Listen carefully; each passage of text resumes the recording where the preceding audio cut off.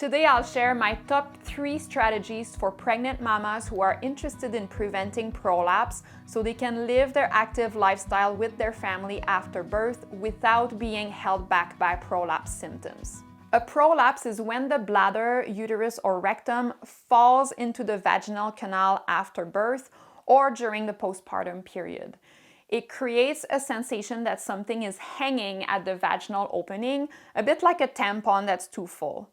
It's a super uncomfortable sensation to the point where mamas don't feel confident returning to their active lifestyle after birth because of these symptoms. Strategy number 1 is prepare your pelvic floor for birth. An important risk factor for prolapse injuries lies in the duration of your pushing stage. So if we can help you have an efficient and relatively short pushing stage, then we will be significantly ahead of the game in preventing prolapse. Preparing your pelvic floor for birth is, in my opinion, the number 1 thing you should look into right now in early pregnancy. How do we do that? Let me bring back this concept that I've been hammering for a while on this channel. In order for your baby to come out nice and smoothly, you will have to let your pelvic floor muscles release. So your pelvic floor muscles are the muscles around your vagina and anus here. And they are literally the last door your baby will need to cross before coming into this world. And if you haven't learned how to master the ability of releasing your pelvic floor before you give birth, I can guarantee there is literally no chance ever that you will learn that in labor in the hardest conditions. It's like if you're dreaming to go to the Olympics, right? A, you'll need to learn the sport.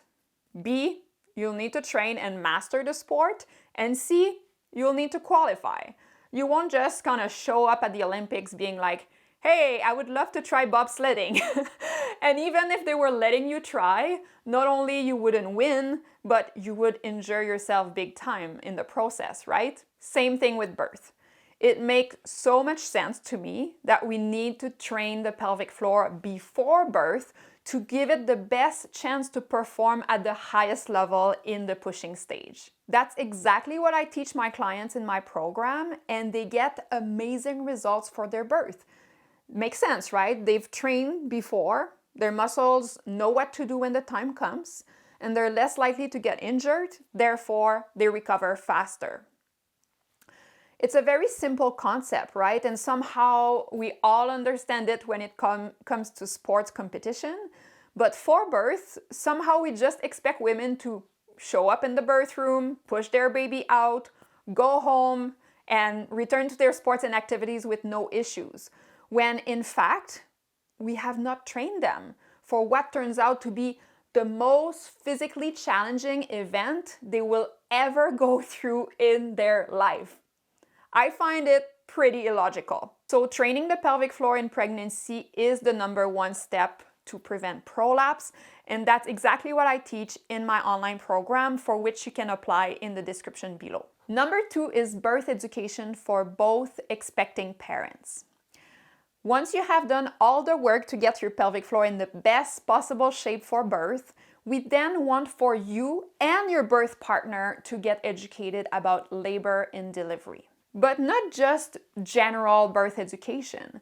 I'm talking about specific birth education to reduce the risk of pelvic floor injuries like prolapse. During labor, you may have to make decisions at one point or another about medical interventions. Some of these interventions may actually directly increase the risk of developing a prolapse. So you want to have your say on these things. You don't want to let others decide for you, because you are the one who's going to have to deal with the consequences later, right? Before creating my online program, I had heard so many moms saying to me, having known I would be dealing with this prolapse for so long, I would have made a different decision during my labor. And the reason why they couldn't make that decision at that time is because they did not have the education and knowledge. When both you and your birth partner have the proper education, you are taking the power back. Of course, reducing the risk of prolapse is not going to be the only factor you'll take into consideration when you decide on an intervention, but it should, at the very least, be taken into consideration before making a decision. And the reason why I'm bringing up the birth partner into this whole point is that so many times in labor, the pregnant mama is simply not in a position to make decisions. She may be in active labor, in her own energy bubble, breathing through her contractions. She's not in a space where she can have those conversations with the medical team. So who's going to make these calls then? The birth partner. So the birth partner has to be well aware of the different options and their impact on the recovery in order to advocate for the pregnant mama and make sure the decision is aligned as much as possible with her recovery goals. Birth education, specifically from a pelvic health perspective, is a topic I spend so much time talking about in my online coaching program because I want to make sure both expecting parents have the knowledge to make informed decisions through labor. And learning about all of this gives expecting couples such a great starting point to have those conversations about their birth plan and what they want or do not want. Because at the end of the day, what I want for all of my clients is to look back at their birth experience and say, I would make the same decisions again. When you can say that, you have won the game, my friend. And number 3 is have a clear postpartum plan in place. In the postpartum period, your pelvic floor will be recovering from birth. And because it's recovering, it's not in the best possible shape to support the pelvic organs that are sitting on top, like the bladder, uterus, and rectum.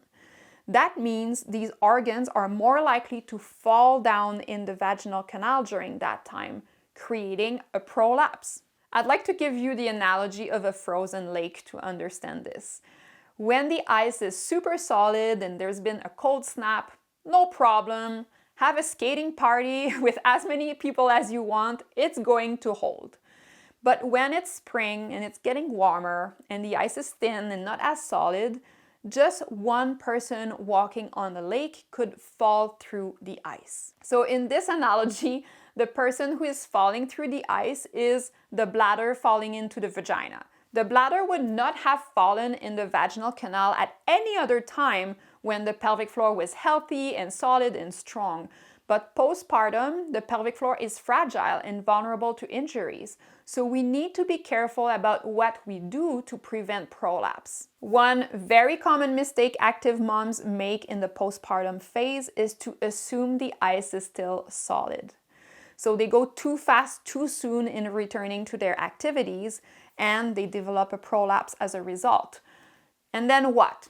They don't know how to deal with it.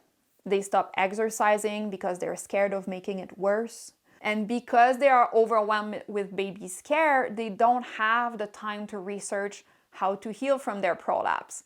So they end up ignoring it and wait for it to disappear on its own, but it doesn't. And then it's a rabbit hole of avoiding exercise, mental health falling apart from being trapped inside, and so on. And I'm not making this up. As a pelvic health physio, I've heard this story so many times. So what I suggest for you instead is to have a clear postpartum rehabilitation plan that empowers you to heal your body at the highest level. This way you can recover faster and have the active lifestyle that you're looking for with your family and never have a doubt that the ice is solid and will support you whatever you do. You can apply on my program in the description below if you're into that. I would love to support you. Thanks for watching.